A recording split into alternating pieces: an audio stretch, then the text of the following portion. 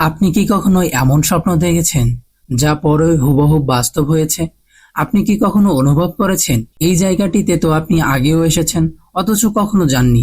বিজ্ঞান কি সত্যিই ভবিষ্যৎ দেখার কোনো ব্যাখ্যা দিতে পারবে?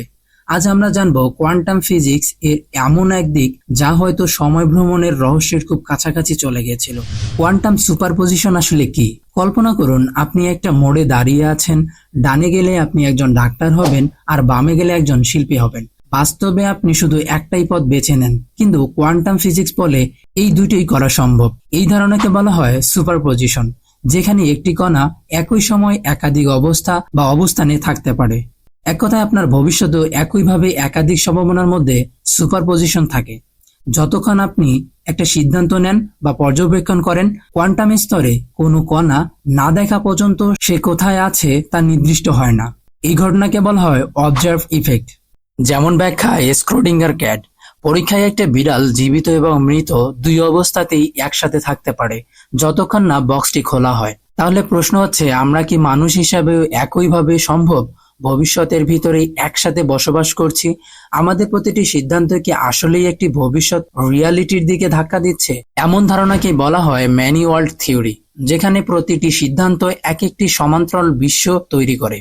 আপনি যে পথটা বেছে নেননি সেখানে আপনি আছেন, শুধু অন্য একটি অবস্থায়। এটা শুধু বৈজ্ঞানিক কল্পনাই নয়, প্রকৃতপক্ষে কোয়ান্টাম কম্পিউটার ও গবেষণা ধারণাগুলো ব্যবহার করে বাস্তব সমস্যার সমাধান খোঁজা হচ্ছে। তাহলে কি এমন একদিন আসবে যেখানে আমরা নিজেদের ভবিষ্যৎ সম্ভাবনাকে দেখতে পারবো? ইসলাম বলছে এটা কখনোই সম্ভব নয়। এবার আসুন টাইম ক্রিস্টাল, সময় ভেঙে ফেলার প্রযুক্তি। ক্রিস্টাল শব্দটি শুনলেই চোখের সামনে ভেসে আসে ঝকঝকে একটা কাঠামো, যেটা ঘরের সৌন্দর্য বাড়ায়। কিন্তু আপনি কি জানেন, বিজ্ঞানীরা আবিষ্কার করেছে এমন এক ধরনের ক্রিস্টাল যেটা শুধু জায়গায় নয়, সময়ও একটা নির্দিষ্ট ছন্দে নিজেকে পুনরাবৃত্তি করা যায়। একে বলা হয় টাইম ক্রিস্টাল।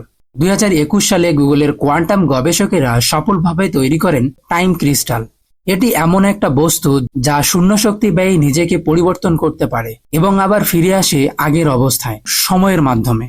এই পুনরাবৃত্তি চলতে থাকে চিরকাল, অথচ এর কোনো শক্তি ক্ষয় হয় না। এটাই হচ্ছে টাইম ক্রিস্টালের রহস্য। এটি টার্মোডাইনামিক্সের নিয়ম ভেঙে দেয়, যেখানে সাধারণত প্রতিটি সিস্টেমে কিছু না কিছু শক্তি হারিয়ে যায়, কিন্তু টাইম ক্রিস্টালে তা হয় না। তাহলে প্রশ্ন হচ্ছে, যদি এমন বস্তুই থাকে যা সময়ের নিয়ম মানে না, তাহলে কি সেটি দিয়ে সময়কে নিয়ন্ত্রণ করা সম্ভব? অনেক বিজ্ঞানী বলছেন টাইম ক্রিস্টাল হচ্ছে সেই প্রথম পদক্ষেপ যেটা আমাদের সময় ভ্রমণের টাইম লুপ, এমনকি চিরস্থায়ী শক্তির উৎসের দিক নিয়ে যেতে পারে।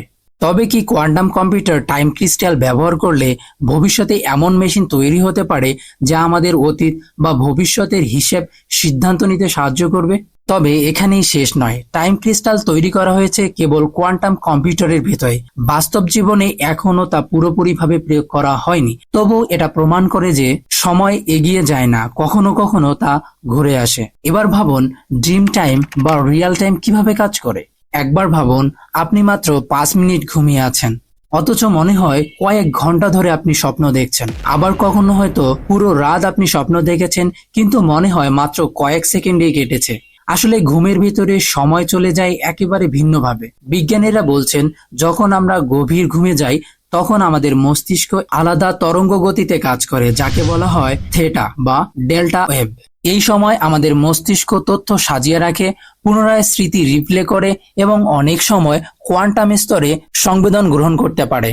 বিখ্যাত নিউরোসায়েন্টিস্ট ম্যাথ ওয়ার্কার বলেছেন, dream is not just nonsense, it's a form of neurological therapy. স্বপ্ন আমাদের মস্তিষ্কের নিজস্ব একটা বাস্তবতা, যেখানে সময়ের ধারে চলে অল্টারনেটিভ সিস্টেম। একটি গবেষণায় দেখা গেছে কিছু মানুষ তাদের স্বপ্নের ভেতরে থাকতেও সময় গুনতে পেরেছেন। তারা বলেছেন, আমরা জানি সময় এখানে অন্যরকম। তাহলে প্রশ্ন হচ্ছে, স্বপ্নে যদি সময় বাঁক নিতে পারে, তবে কি আমাদের চেতনা এক ধরনের টাইম ট্রাভেল? যদিও ইসলাম কখনোই টাইম ট্রাভেল বা এইসব বিষয়কে সমর্থন করেনি।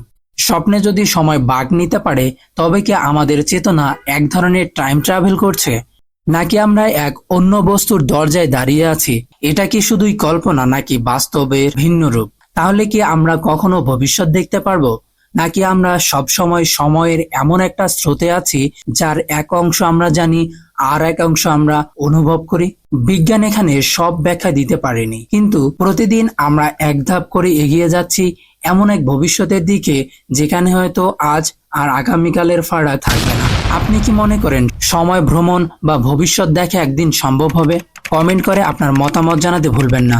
সাবস্ক্রাইব করে থাকুন ট্রু লাইন্স বাংলা এর সঙ্গে, কারণ সামনে আরো আসছে এমন অনেক চমকপ্রদ বৈজ্ঞানিক রহস্য।